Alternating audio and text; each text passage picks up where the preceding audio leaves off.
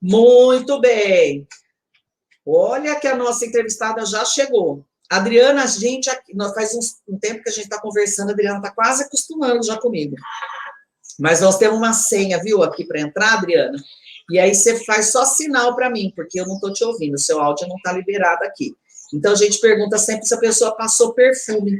Se passou perfume, pode entrar na. Eu não fiz isso ontem com o doutor Renato, mas com você eu estou fazendo. Bom dia, Adriana. Bom dia.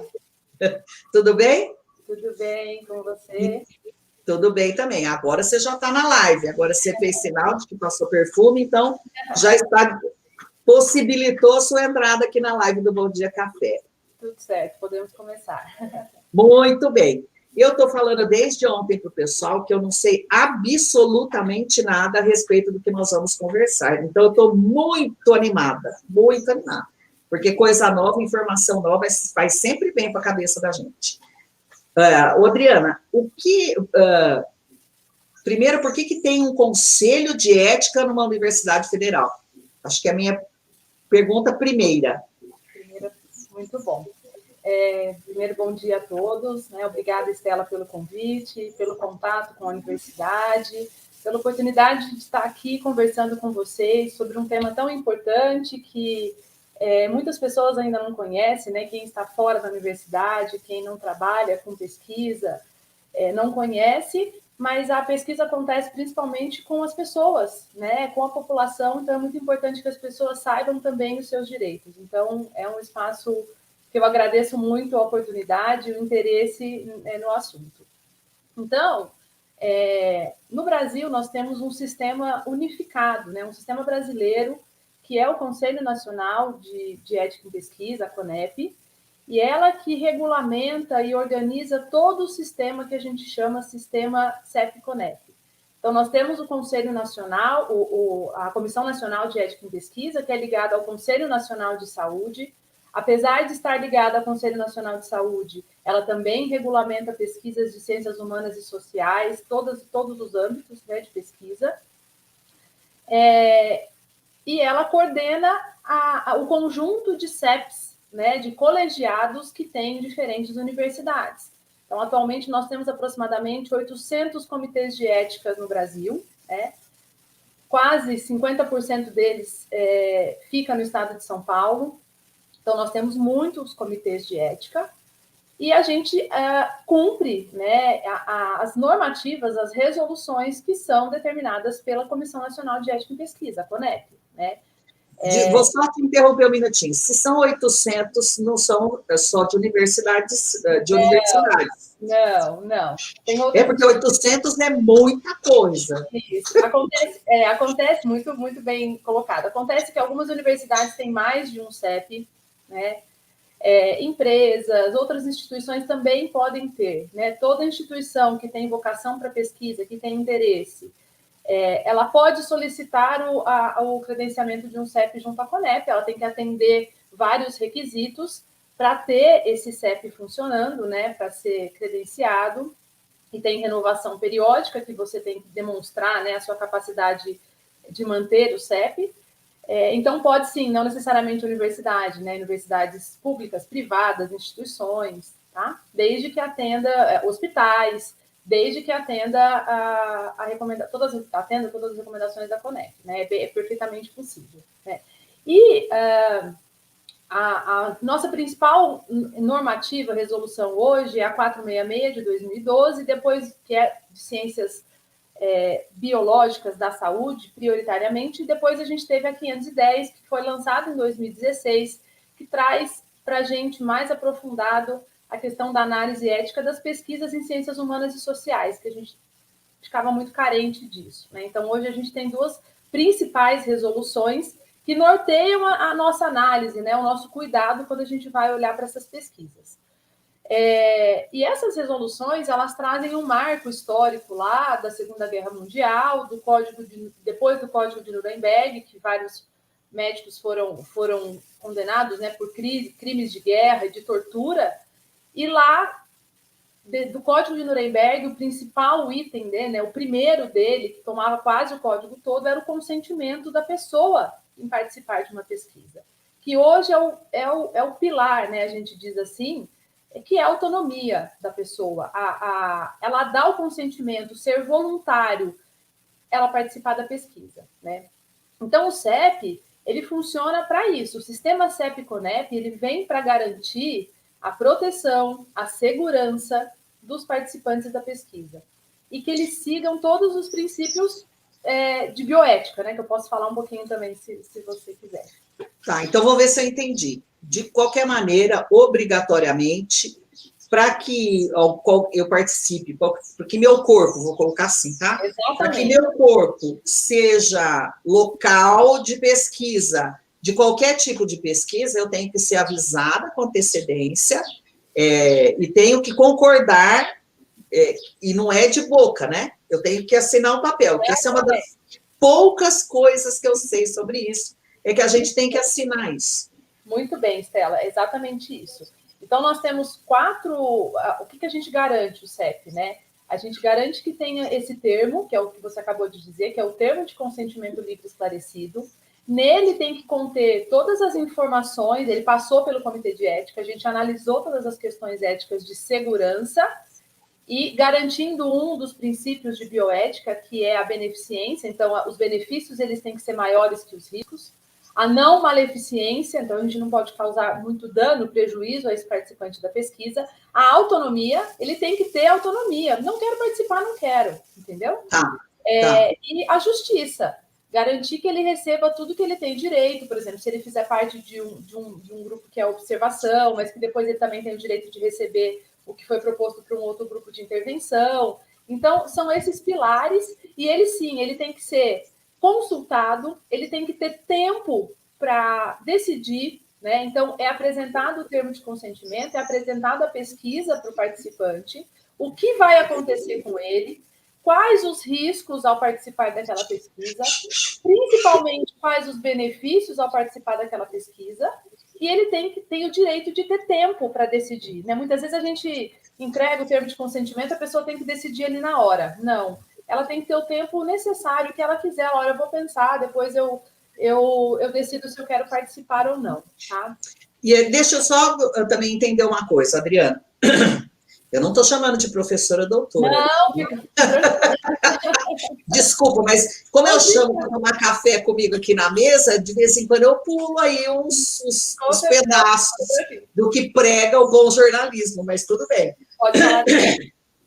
Adriana, desculpa mais uma vez. Pronto, agora acho que foi. Pelo que eu também entendi agora da sua colocação, antes de chegar nessa fase, que é de aplicar a pesquisa em seres vivos, o conselho também tem que... a pesquisa passa pelo conselho antes dessa aplicação. Tem uma avaliação feita na pesquisa antes de chegar na gente, por exemplo. Exatamente. É muito importante isso que você falou, porque a gente tem um registro, que é o CAI, é um código, né, do projeto. Então, todo o termo de consentimento, ele tem lá escrito que ele foi aprovado pelo Comitê de Ética em Pesquisa. Então, quando tem isso no final do termo, que obrigatoriamente a normativa prevê e a gente cobra isso, a gente analisa isso no Comitê de Ética, os projetos precisam passar pela análise do Comitê de Ética antes do início. Então, qualquer projeto que envolva direta ou indiretamente o participante da pesquisa, por que eu falo indiretamente? Eu tenho um registro num documento, por exemplo, num prontuário funcional, alguma coisa, mas são dados meus. Quem tem que autorizar o acesso sou eu, né? Também. Além da instituição que tem posse. Então, mesmo que não seja diretamente comigo ali no momento, mas são dados oriundos de uma intervenção comigo, dados meus, eu também tenho que autorizar. Tá? Então, quando a gente fala indireto, é isso. Então, a porta de entrada dos projetos é pela Plataforma Brasil. Nós temos uma plataforma unificada desde 2012. Todos os projetos de pesquisa são inseridos na plataforma e começam a tramitação. Aí eles vão para análise, eles recebem um parecer, passam pela reunião do nosso colegiado e tem um parecer aprovado ou pendente, se tiver alguma pendência, alguma coisa. Somente quando ele é aprovado que o pesquisador pode começar a pesquisa. Isso é importante as pessoas saberem. Quando receberem um convite, esse projeto foi aprovado pelo Comitê de Ética, né? Porque acontece das pessoas terem um termo de consentimento, elas mesmas, a gente tem que confiar nas pessoas, né? Na não maleficência. Na boa intenção, né? Na boa intenção, algumas pessoas fazem o termo, mas não submetem ao Comitê de Ética. Isso não pode, né? Isso não é legal. E é importante dizer que, assim, nós não somos, como assim, fiscalizadores, juízes, nós vamos orientar, né, normatizar e garantir, e a gente também confia no pesquisador, porque uma vez que é aprovada a pesquisa, a gente confia, tem a orientação de que a pesquisa vai ser realizada exatamente como foi aprovada.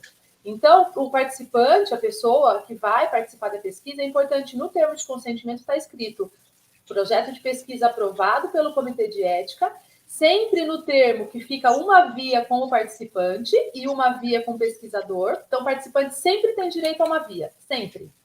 Lá tem o telefone do CEP, tem o endereço, contato também com o pesquisador, caso tenha dúvida, né? Então, tudo isso a gente garante. Eu sempre falo aqui, viu, Adriana? Às vezes as pessoas falam assim, isso tudo é burocracia não serve para nada. E a gente está vendo agora um exemplo de uma burocracia que segue a definição da serventia da burocracia, digamos assim. Porque se você não tiver todo esse processo, esse procedimento, não seguir todo esse procedimento, como é que você pode avaliar se aquela equipe é séria, se aquela pesquisa pode ser feita, se está dentro dos parâmetros legais, dos parâmetros científicos? Isso tudo precisa ser seguido. E eu achei fantástico isso, né? Uma via precisa ficar com a gente. Essa também eu não sabia, que uma via obrigatoriamente do consentimento tem que ficar com a gente. Obrigatoriamente, obrigatoriamente. E é importante... E aí eu já falei isso uma vez aqui também no Bom Dia Café, vou repetir. A CCS, que é a responsável pela comunicação social da UFSCar, sempre que manda release para a gente, para a imprensa, falando das pesquisas da UFSCar, coloca lá no final, pesquisa aprovada pelo Conselho de Ética e o número do CAD, exatamente. O número de aprovação, que é bem bacana, isso também acho bem legal. Exatamente. E, como eu disse, na Plataforma Brasil, que é essa plataforma unificada, né, brasileira para tramitação desses projetos, tem uma aba lá, que é público, você tem uma abinha que consultar projetos. Então, a pessoa também pode entrar na plataforma e colocar esse código, ou o título da pesquisa, ou o pesquisador, e você consegue saber o status dela, se está aprovado ou não. Então, a informação está aí, né, para todo mundo, para acesso. E com a pandemia já vinha acontecendo, mas a gente agora tem a informação muito fácil, né? A Conep, ela tem uma página, no Conselho Nacional de Saúde, em que tem todas as informações necessárias para você submeter um projeto para o Comitê de Ética, tá? Dentro da Plataforma Brasil também tem todas as normativas, então quem é pesquisador também, né? A gente fala com participante, mas quem é pesquisador e está começando... nós temos também a página do nosso Comitê de Ética da UFSCar, que tem todas as informações para submissão, dúvidas frequentes, todos os documentos necessários. Então, como você disse, é uma burocracia, mas ela é necessária para a gente garantir que o participante da pesquisa seja respeitado, que ele não corra risco ao participar de uma pesquisa, que a pesquisa ocorra de uma maneira segura, né? E é importante também que não só o termo de consentimento para a pessoa que vai participar. Por exemplo, a gente tem pesquisas com crianças. Então, responsáveis por menores, a partir de 6 anos até 18, a gente tem um termo que chama termo de assentimento, que é obrigatório também. Então, para menores, a gente tem esse termo que é apresentado para o menor, para criança ou adolescente, e também o termo de consentimento para o responsável. Então, o responsável autoriza a participação da pesquisa e a própria criança ou adolescente também tem que consentir. Tá? Tem que assentir, que a gente fala. É numa linguagem mais acessível, você pode pôr desenhos, figuras, dependendo da idade que a criança entenda, mas ela tem que ser respeitada também na sua vontade. Isso é importante, as pessoas às vezes não sabem, né? Não. com criança e adolescente, o responsável vai autorizar. Não, o responsável precisa autorizar, não exclui, se ele não autorizar, a gente também não passa para a fase do assentimento, mas ele autorizando e o menor não, a gente não pode fazer, tá? Então, isso é muito importante também. Quando envolve criança ou quando envolve menor, tem o termo de assentimento, além do termo de consentimento. Tem regra também quando vai fazer com animal, né, Adriana? Tem. Aí é outra normativa. A gente tem um comitê, que é o SEUA, né? Que é um comitê que analisa, também na UFSCar, que analisa pesquisas que envolvem animais, né? Que segue outras normativas, né? Do CONSEA, mas que garante também o não sofrimento, né? Que a pesquisa seja realizada de uma maneira adequada. Hoje os pesquisadores têm que fazer cursos, têm que se capacitar para trabalhar com isso, e também tem que passar por esse comitê, aqui no UFSCar, o SEUA, tem que justificar o número de animais que você precisa para o... Não é a nossa parte, tá? De avaliação, a nossa é de seres humanos, mas tem que justificar o número de animais que você precisa, por quê. Então, assim, tem toda uma análise e uma exigência por trás da pesquisa envolvendo animais, né, para a segurança dos animais. Você falou aqui, logo no comecinho que sobre bioética, que você também... Era isso? Você falou que também podia falar sobre isso? Isso. Na realidade, eu citei depois... Quando a gente vai falar quando a gente olha as resoluções, elas são baseadas nos 4 princípios, né, principais princípios de bioética, que é a beneficência, a não maleficência. Então, a beneficência é trazer o máximo de benefício, né, e bem-estar para o participante da pesquisa. A não maleficência é você não causar danos, né, e minimizar os danos, porque a gente sempre fala que a pesquisa tem algum risco ou desconforto, mesmo que mínimo. Você ficar constrangido, a gente considera um desconforto, né? Alguém te observando fazer uma tarefa, você muda o seu comportamento, você muda a maneira de você, né, falar. Então, isso a gente considera um desconforto. Isso tem que ser colocado, por exemplo, como um risco, uma coisa prevista numa pesquisa. E o que a gente vai fazer para evitar ou minimizar esses riscos? A autonomia, que é o principal, respeitar a decisão do participante da pesquisa, a autonomia de decidir participar ou não, parar a qualquer momento. Eu comecei uma pesquisa, eu não quero mais. Ele pode parar a qualquer momento, sem prejuízo. Ele pode desistir de participar a qualquer momento, tá? E a justiça, que é aquilo que eu disse de igualdade. Eu não posso fazer diferença entre as pessoas dentro de uma pesquisa. Então, esses princípios norteiam todos os itens da nossa resolução. Quando a gente olha a resolução, ela é um pouquinho grande, mas tudo faz sentido lá dentro, né? Tudo leva a proteger esse participante da pesquisa. Quem não faz, quem não segue quem não segue toda essa burocracia, enfim, e realiza uma pesquisa. Essa pesquisa é válida? Pode ser, tem alguma punição? Tem uma fiscalização? Como funciona para quem... Não estou nem falando de má fé. Às vezes, como você colocou, às vezes a pessoa não sabe que tem todas essas questões a serem respondidas. Exatamente. A gente considera, geralmente, desconhecimento, né? O que acontece é que...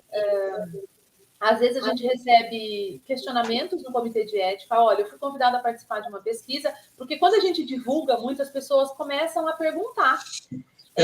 Elas recebem um convite para participar de uma pesquisa e não cita nada de um comitê de ética, que foi analisado por um comitê de ética. E isso chega para a gente, né? Seja dentro da universidade. Nós temos o dever, e a Conep nos orienta a questionar o pesquisador, né? A orientar. E, dependendo da natureza da pesquisa, a gente encaminha para a Comissão Nacional de Ética em Pesquisa analisar a situação, tá? Nós não temos um caráter punitivo, nós temos um caráter educativo, de conscientização, de educação dos pesquisadores. Então, a gente não tem esse papel punitivo, tá? É o papel mesmo de educar. Essa questão, tá? Mas ela continua tendo validade, né? Uma pesquisa que não passou pelo Conselho de Ética, por exemplo. E muito bom. O que acontece hoje em dia é que, assim, quando você faz uma pesquisa, você tem um objetivo de torná-la pública, né? De divulgar os seus resultados, de alguma maneira. Seja numa revista, num periódico, numa revista científica, ou num congresso, ou em algum artigo, enfim. O que acontece é que cada vez mais esses locais estão solicitando o parecer do comitê de ética. Então, hoje é muito raro você submeter o seu trabalho para publicação e não ter a solicitação da análise ética. Tá? Então, a pessoa que faz, é pouco provável que ela vá conseguir divulgar a sua pesquisa. Então, hoje em dia, cada vez mais a gente tem essa consciência da importância da análise ética, né? E que a pesquisa foi realizada dentro dos padrões éticos. Então, é muito difícil, tá? E conforme esses órgãos, esses locais vão pedindo, as pessoas que tinham desconhecimento passam a buscar também, né?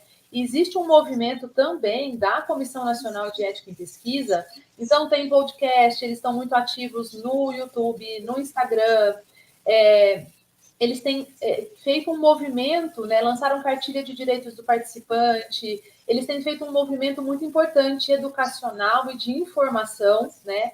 Para que isso chegue até a população e os pesquisadores. Então, hoje em dia, é muito raro. Há alguns anos atrás era mais frequente. Hoje é muito raro uma pesquisa que não passa, né, pelo Comitê de Ética.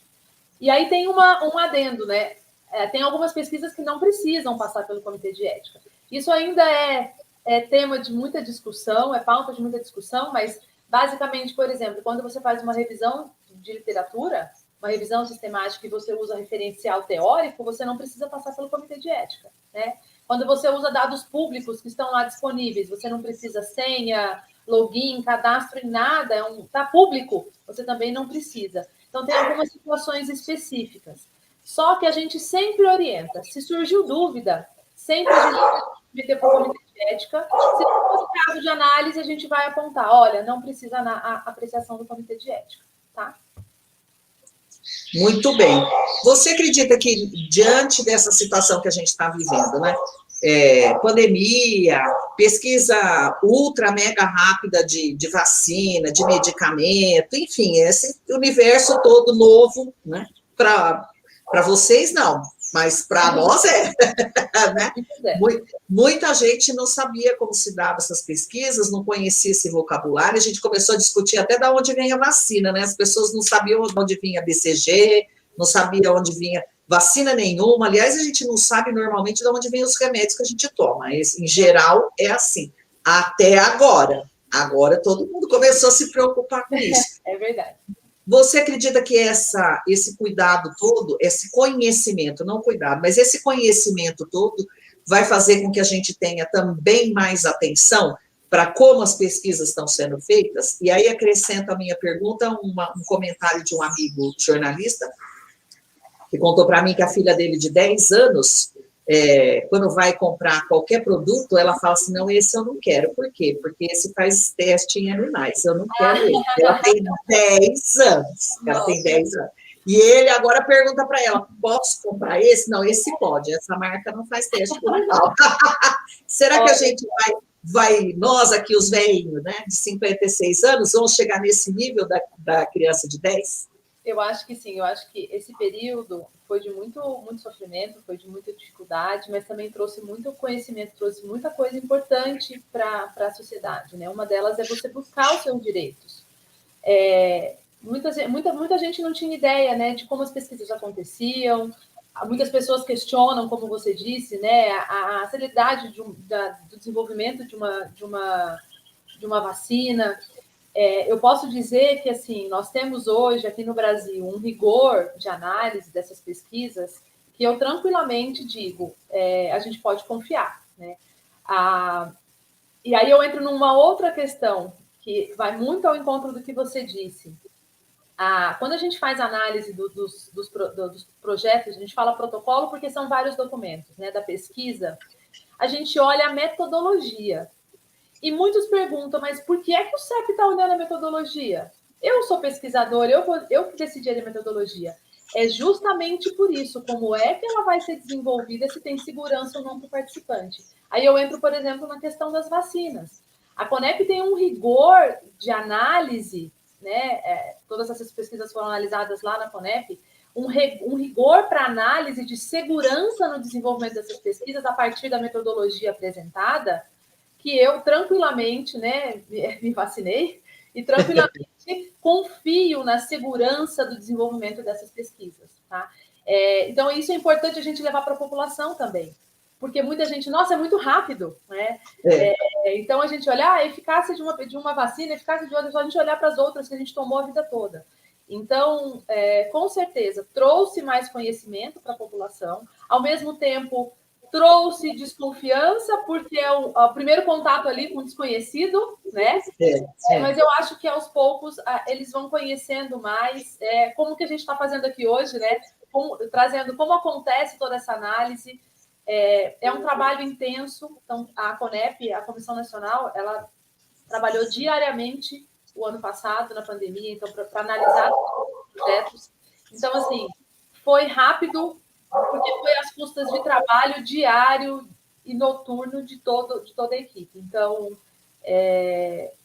trouxe isso de bom, né? Maior conhecimento. E eu acho que sim, viu, Estela? Eu acho que todos nós iremos evoluir para essa análise crítica aí em todas as situações. É verdade, eu concordo, eu também acho. Eu falo sempre isso para as pessoas. Há 200 anos, 300, a gente achava normal queimar uma pessoa em praça pública como punição para qualquer tipo de crime, né?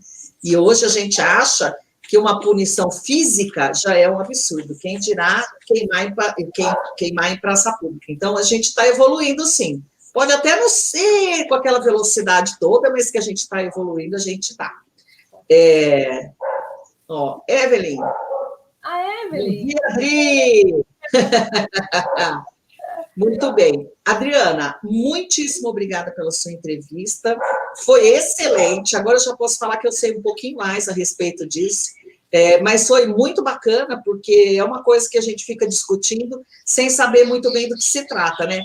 Tá certo, não tá? Tem, não tem? Então, foi bem legal, bem bacana mesmo.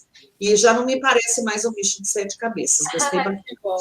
Isso é importante. Eu quero só deixar uma informação, assim, nós temos uma cartilha, que é a cartilha de direito dos participantes da pesquisa.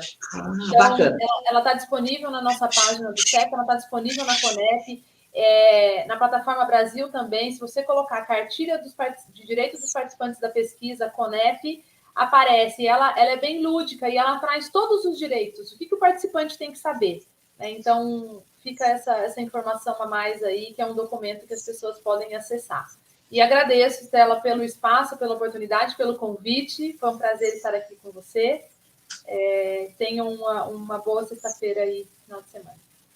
Tá, joia. Muito obrigada para você também. Bom trabalho, bom final de semana. Muito até a próxima. Na hora que vocês tiverem alguma coisa aí a mais para divulgar, pode avisar. Só pedir lá para a Gisele fala comigo.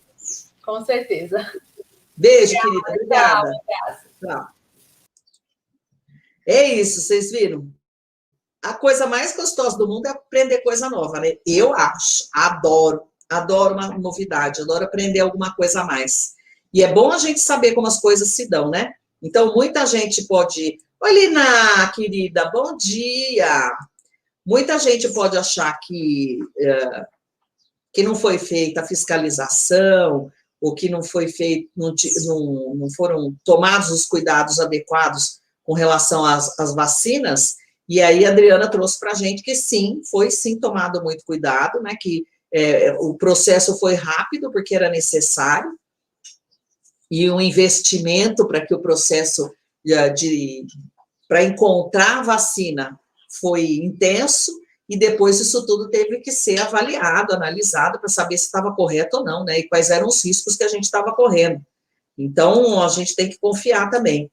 É isso, Lina, vovó fresca, exatamente. A Yara contou aqui para a gente que os vizinhos dela lá no Santa Marta entregam sacos de folhas, das folhas que eles varrem, e aí nós aproveitamos as nossas e as deles também para adubar o quintal lá, o vasto quintal da Yara e do Eduardo, que é bem bacana. Crianças, é isso. 8h31. Esse foi o Bom Dia Café dessa sexta-feira, dia 15 de outubro de 2021. São 8h31 e eu vou dizer para vocês que o Bom Dia Café termina aqui. Muito obrigado pela sua companhia. Não se esqueça de curtir a live, seja no Facebook, seja no YouTube, e de compartilhar com todo mundo. Um beijo grande para vocês. Eu volto segunda-feira. Não estarei aqui no meu quintal, então vocês tenham mais paciência do que o normal, porque eu estarei lá em Londrina. Olha só que espetáculo. Então, não sei como vai ser, vou descobrir ainda. Tá bom? Um bom dia para vocês, uma boa sexta-feira e principalmente um ótimo final de semana, que seja tudo bem tranquilo aí no seu final de semana, tá bom? Beijo grande, até segunda.